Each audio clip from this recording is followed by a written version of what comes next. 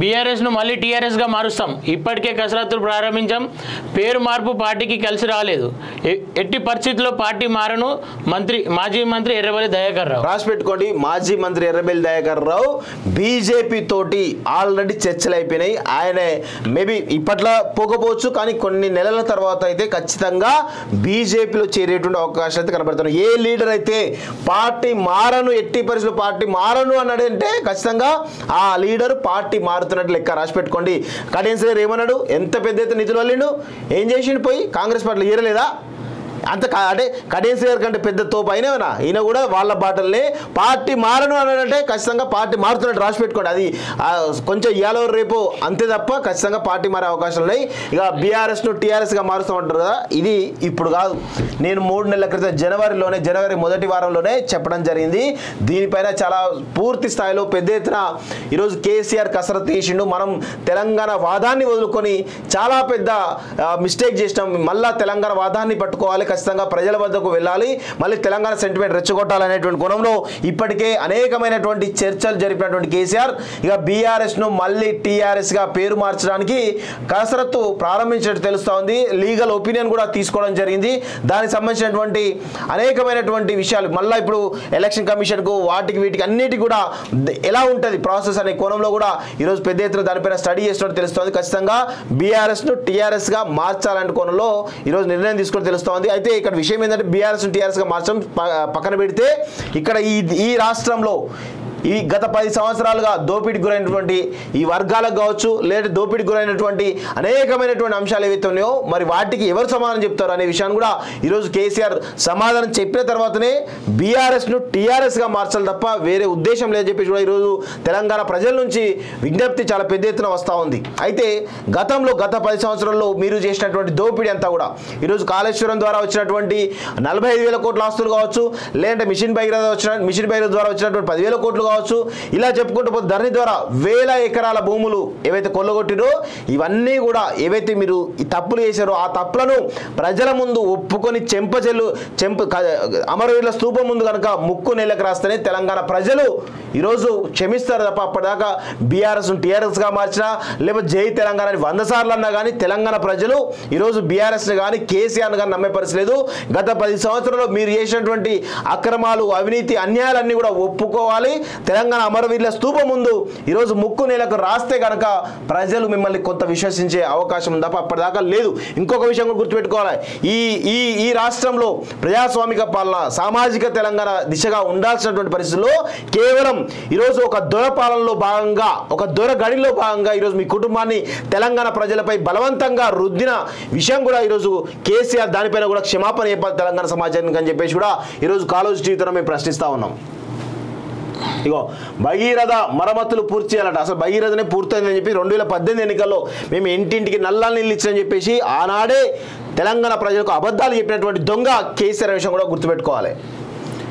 Next, Nikhit ఎస్టేట్స్కు ఆఫీసర్ల support, farm land పేరిట ప్లాట్ల దందా, లేఅవుట్లకు తహసీల్దార్ రిజిస్ట్రేషన్లు, అనుమతులు లేకుండా నిర్మాణాలు, రియల్ వ్యాపారులకు రెవెన్యూ అధికారుల అండ, మేడ్చల్ జిల్లా షామీర్పేటలో భూ దందా అంటూ ఒకరిని చూస్తూ ఉన్నాం. సో ఇక షామీర్పేటలో కానీ అనేక ఈ హైదరాబాద్ చుట్టుపక్కల రింగ్ రోడ్ దగ్గర ఉన్నటువంటి అనేకమైనటువంటి ప్లేసెస్లో ఈరోజు ఇలా ఫామ్ ల్యాండ్స్ పేరిట పెద్ద ఎత్తున దందా జరుగుతూ ఉంది. మరి దానికి కనీసం రూల్స్ కానీ గైడెన్స్ కానీ రూల్ బుక్ కానీ లేకపోవడంతో ఇష్టారీతి పెడతా ఉన్నారు, చేస్తూ ఉన్నారు, అంతే తప్ప వేరే పరిస్థితి కనబడతలేదు వాస్తవంగా.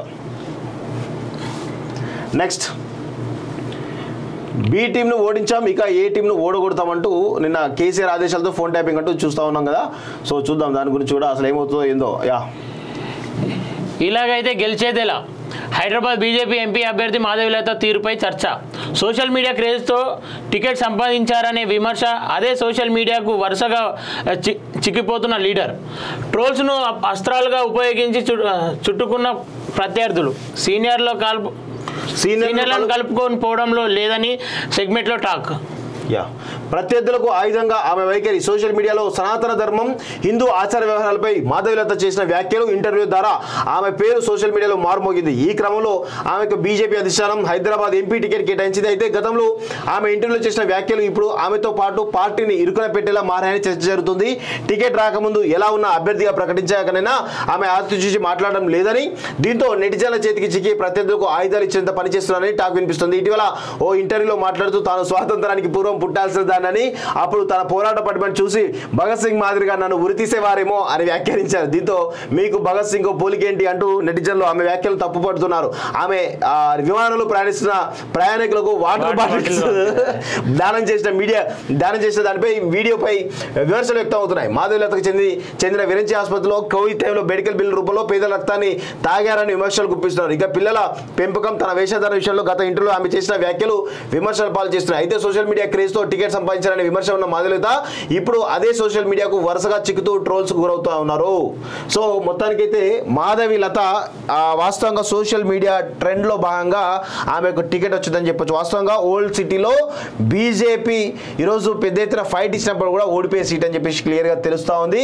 అక్కడ అసదుద్దీన్ ఓవైసీ ఖచ్చితంగా గెలిచేటువంటి అవకాశం అయితే కనబడతా ఉన్నాయి. కానీ ఇక్కడ ఈమె చేస్తున్నటువంటి వ్యాఖ్యలు ఏవైతున్నాయో ఇవి రాష్ట్ర వ్యాప్తంగా ఇబ్బంది పడేటువంటి అవకాశం అయితే కనబడుతోంది బీజేపీ పార్టీ. ఒకవేళ ఈమె క్రేజ్ తోటి ఈమె ఇక్కడ చేస్తున్నటువంటి పోరాటం కావచ్చు, లేదా ప్రచారం కావచ్చు, దీంతో మిగతా సీట్లో ప్రభావం ఉండాలి. కానీ ఈమె చేస్తున్నటువంటి ప్రచారం వల్ల మిగతా సెగ్మెంట్లలో ప్రభావం పడేటువంటి అవకాశం అయితే బలంగా కనిపిస్తున్నట్టయితే క్లియర్గా తెలుస్తూ ఉంది.